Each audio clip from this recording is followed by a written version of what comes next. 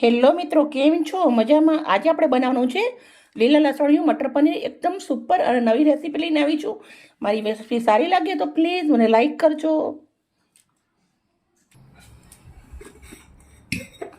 મિક્સરનો jar લીધો છે, એના અંદર આપણે લસણ મેં પહેલથી સાફ કરીને જ રાખ્યું છે.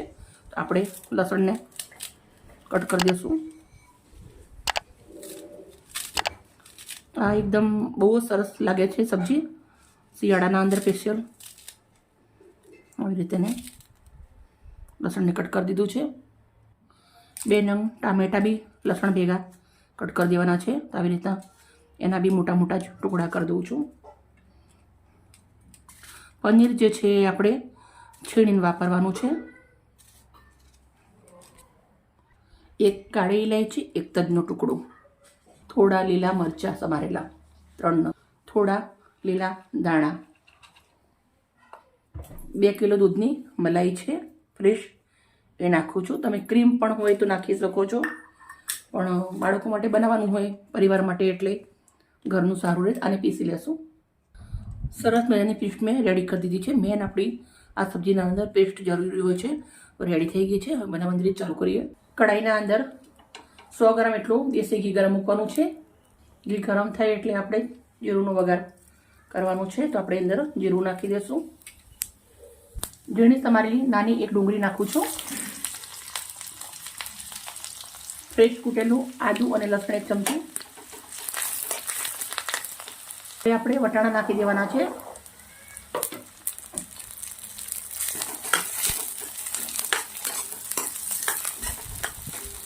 વટાણાને થોડી વાર ચડવા દેશું, પણ આપણે ઢાંકી દેશું ને ત્યારે વટાણા ડાન્સ કરવા મળશે તો આપણે બળી જશું.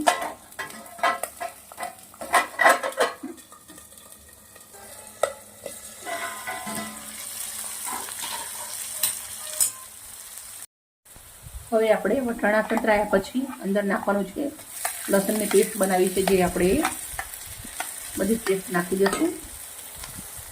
હવે પેસ્ટને આના અંદર સાતરવાની છે 5 મિનિટ સુધી.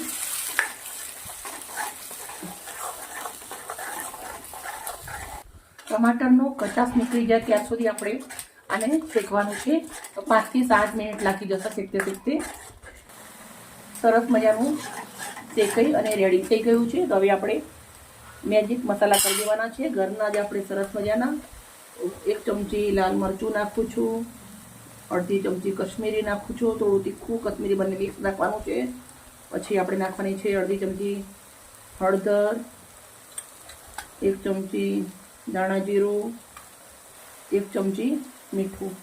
મીઠું તમારા સ્વાદ પ્રમાણે નાખવાનું છે. લીલી ડુંગળી.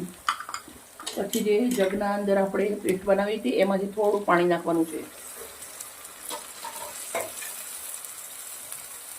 થોડું લીંબુ નીચવાનું છે, 1 ચમચી એટલું, વધારે નહીં. હવે આ ગ્રેવીને મસ્ત ઉકળવા દેશું.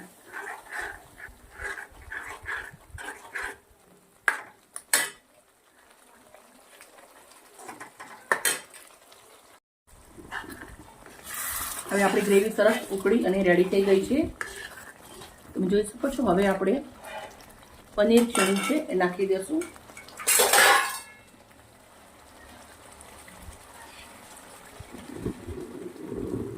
થોડા કેવા લીલા ચણાના પાન મિક્સ કરી દઈશું 2 મિનિટ ખાલી.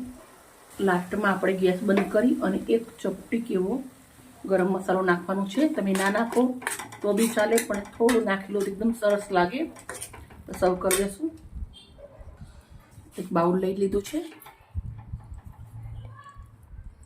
બાઉલના અંદર નીકાળું છું. લીલા લસણની રેસીપી તમે ખાધી હશે, પણ આ તમારા માટે કંઈક આજે નવું જ લઈને આવી છું. મિત્રો, મારી વિડીયો સારી લાગે તો પ્લીઝ એક લાઈક કરજો. ઠંડીની મોસમના અંદર એકવાર જરૂરથી બનાવજો. સબ્જી એકદમ સુપર છે, સાથે એકદમ ટેસ્ટી તો હશે જ ખરી, પણ તમે બનાવીને ખાવી પડશે. ત્યાં હું તો કહું જ છું, કેમ કે ટેસ્ટી છે, હું બનાવું છું એટલે. મિત્રો, બહુ સરસ મજાની સબ્જી બની રેડી થઈ ગઈ છે. તમે ચીઝ પનીરથી સજાવી તો સજાવી શકો છો, પણ મારા ઘરના અંદર આવી છે ઉતાવળ, તો હું કંઈ પણ જાતનું સજાવતી નથી. બાય મિત્રો, કાલે આવી નવી રેસીપી સાથે.